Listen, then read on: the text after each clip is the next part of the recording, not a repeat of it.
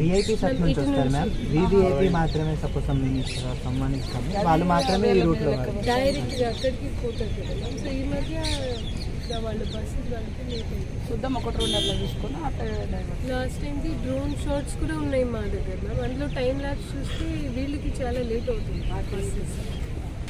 అతిపెద్ద ఆదివాసీ జాతర అయినటువంటి ఈ రాష్ట్ర ప్రజలందరికీ మనందరికీ ఇంటి ఇలవేల్పులుగా మరి మనందరి మొక్కులతో విరాజిల్లుతున్నటువంటి తల్లులు సమ్మక్క సార్లమ్మ పగిడిద్దరాజు గోవిందరాజుల యొక్క జాతర మన ములుగు నియోజకవర్గం ములుగు జిల్లాలో మరి అత్యంత ఘనంగా ప్రతి 2 సంవత్సరాలకు ఒకసారి నిర్వహించుకుంటా ఉన్నాం.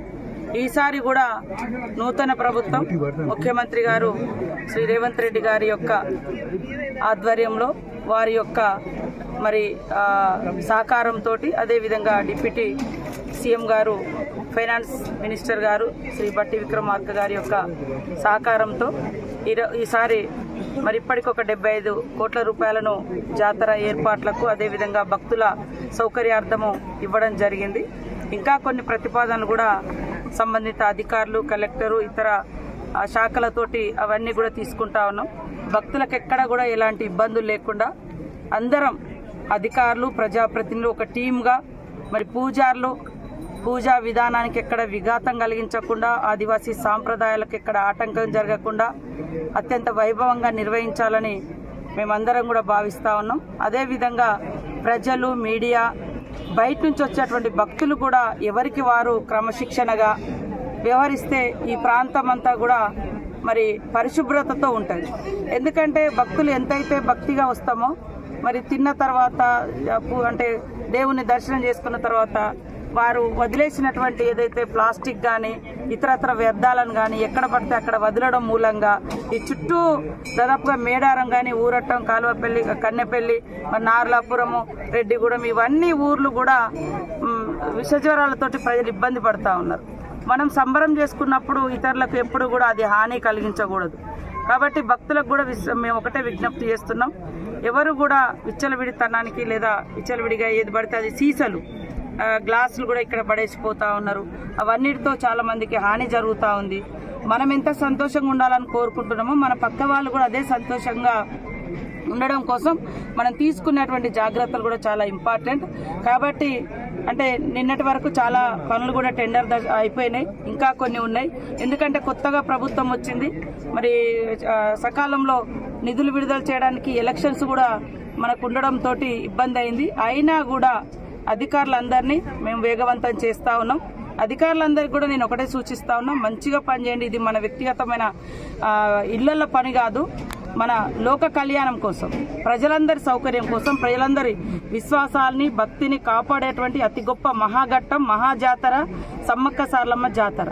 ఈ జాతరలో పనిచేసేటువంటి ప్రతి అధికారి నిబద్ధతతో, నిజాయితీతో, అదేవిధంగా నాణ్యతతో కూడినటువంటి పనులు చేసినప్పుడే మనం కూడా సంతోషంగా ఉండగలుగుతాం. పనులు చేయనటువంటి వాళ్లకు ట్రాన్స్ఫర్స్ ఉండవు, కానీ ఇళ్లకైతే పోతారు. ఖచ్చితంగా ఏ వర్క్ చేసినా జాగ్రత్తగా ప్రజల కోసం చేసేటువంటి పని కాబట్టి అందరం బాధ్యతాయుతంగా పనిచేయాలని కూడా అధికారులకు సూచించడం జరుగుతుంది. కాబట్టి ఏదైనా లోపాలు జరిగినా కూడా మీడియా సోదరులు కానీ, భక్తులు కానీ మాకు సూచించండి, మేము సరి చేసుకుంటాం.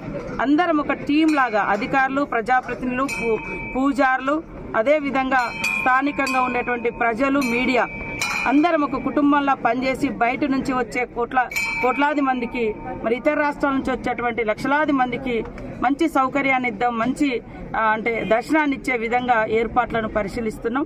ఇంకా ఒక 40 days మనకు టైం ఉంది. అయినా కూడా జనవరి ఎండింగ్ లోపు దాదాపుగా అన్ని వర్క్స్ కంప్లీట్ చేసుకొని మరి రాబోయేటువంటి భక్తులకు ఎలాంటి అసౌకర్యం లేకుండా చాలా బ్రహ్మాండంగా జరుగుతుంది. కాబట్టి ప్రతి ఒక్కరు కూడా ఇక్కడ అంటే ఖర్చు లేకుండా దైవ దర్శనం అనేది బహుశా ఎక్కడ కూడా ఉండదు. మనలాంటి ప్రాంతాలు, జాతరలు ఇట్లాంటి కాడనే ఉంటుంది. కాబట్టి సమ్మక్క సారలమ్మ దగ్గర ప్రతి ఒక్కరు కూడా ఆహ్వానితులే. వారందరికీ ఇన్విటేషన్స్ కూడా ఇంపార్టెంట్. ఏదైతే అధికారులకు కానీ, ప్రజాప్రతినిధులకు కానీ, మినిస్టర్స్ కానీ, ఇతర రాష్ట్రాలకు కానీ తొందరలోనే ఐటీడీఏ పరిధిలో ఒక రివ్యూ ఏర్పాటు చేసి స్టేట్ లెవెల్లో కూడా మరి సీఎం గారి ఆధ్వర్యంలో, డిప్యూటీ సీఎం గారి ఆధ్వర్యంలో కూడా ఒక రివ్యూ ఏర్పాటు చేయబోతున్నాం. అయిన తర్వాత అందరికీ ఇన్విటేషన్స్ కానీ, అదేవిధంగా డేట్స్ కూడా సరిగా తెలియక జాతర ఎప్పుడు అని తెలియక కూడా కన్ఫ్యూజ్ అవుతూ ఉంటారు. ఆ కన్ఫ్యూజన్ లేకుండా కూడా మరి పోస్టర్స్ కూడా రిలీజ్ చేయబోతున్నాం. అదే కాకుండా సెంట్రల్ గవర్నమెంట్ను కూడా మేము గతంలో విజ్ఞప్తి చేసినాం. గతంలో కూడా మరి సెంట్రల్ గవర్నమెంట్ కూడా ఒప్పుకొని ఉన్నది మేము జాతీయ పండుగ ప్రకటిస్తామని.